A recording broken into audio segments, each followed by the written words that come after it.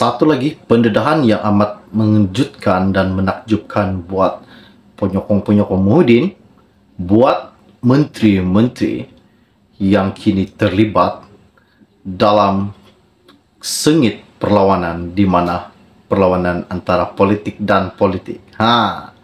Kenapa saya katakan begitu? Dan seperti mana juga yang telah kita nyatakan dan telah kita tahu bahwa pelantikan Nurul Izzah Anwar sebagai penasihat kanan ekonomi dan keuangan yang berkuat kuasa 3 Januari lalu yang diumumkan Perdana Menteri kita Anwar Ibrahim. Dan hari ini juga Anwar Ibrahim ada mengatakan bahwa Nurul Izzah tidak akan dipecat daripada pelantikannya. Biarpun menteri-menteri maupun bekas-bekas menteri mengkritik ataupun mendesak bahwa Nurul Izzah Anwar dipecat, namun apa yang dikatakan Anwar, ia tidak akan pernah terjadi. Ini salah satu pemimpin yang sangat-sangat berani memegang satu risiko yang amat besar. Oke, baiklah, sebelum saya meneruskan isu yang tergempar yang terpanas pada hari ini, mohon kiranya bantu saya, tolong tekan butang subscribe dan sharekan video ini. Terima kasih. Isu yang tergempar hari ini yang saya dapat dalam satu ucapan Anwar baru-baru ini berkata, mempertahankan pelantikan anaknya Nurul Izzah sebagai penasihat kanan ekonomi dan keuangan kepada Perdana Menteri, walaupun menerima kritikan hebat, termasuk daripada ahli parlimen Parti Gabungan Pakatan Harapan PH diterajuinya. Beliau juga berkata, Nurul Izzah tidak akan menggunakan jawatan itu untuk memperkayakan dirinya dan keluarganya. Tidak seperti mereka yang sebelum ini, yang dakwanya telah memberikan kontrak kepada kroni dan ahli keluarga mereka sehingga mencecah berbilion ringgit. Bercakap ketika sidang media di Ibu Pejabat PKR di Petaling Jaya hari ini pada 7 Februari, Anwar yang juga Perdana Menteri bagaimanapun tidak menyatakan siapa pemimpin yang memberi kontrak yang terbabit. Presiden PKR yang juga pengurusi Pakatan Harapan PH itu mengulangi kenyataannya bahwa Nurul Izzah tidak dibayar gaji untuk memberi perkhidmatannya dan peranannya tidak membolehkan beliau memberikan kontrak kerajaan sesuka hatinya. Mempertahankan pelantikan anaknya Nurul Izzah sebagai penasihat kanan ekonomi dan keuangan kepada Perdana Menteri, walaupun menerima kritikan hebat, termasuk daripada ahli parlimen Parti Gabungan Pakatan Harapan PH diterajuinya. Beliau juga berkata, Nurul Izzah tidak akan menggunakan jawatan itu untuk memperkayakan dirinya dan keluarganya. Tidak seperti mereka yang sebelum ini, yang dakwanya telah memberikan kontrak kepada kroni dan ahli keluarga mereka sehingga mencecah berbilion ringgit.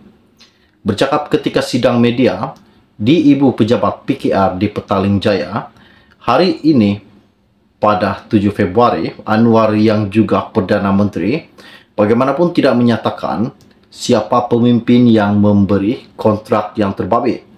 Presiden PKR yang juga pengurusi Pakatan Harapan PH itu mengulangi kenyataannya bahwa Nurul Izzah tidak dibayar gaji untuk memberi perkhidmatannya dan peranannya tidak membolehkan beliau memberikan kontrak kerajaan sesuka hatinya.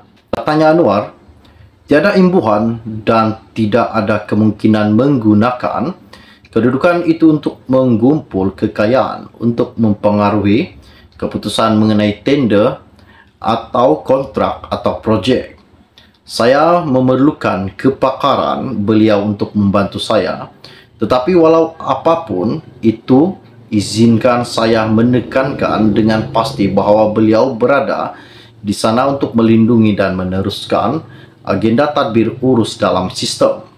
Saya sudah tentu mengambil pendirian yang kuat terhadap mereka yang mengkritik, khususnya mereka yang telah memberikan kontrak berbilion atau ratusan juta kepada anak, menantu atau kroni mereka semasa mereka berkuasa.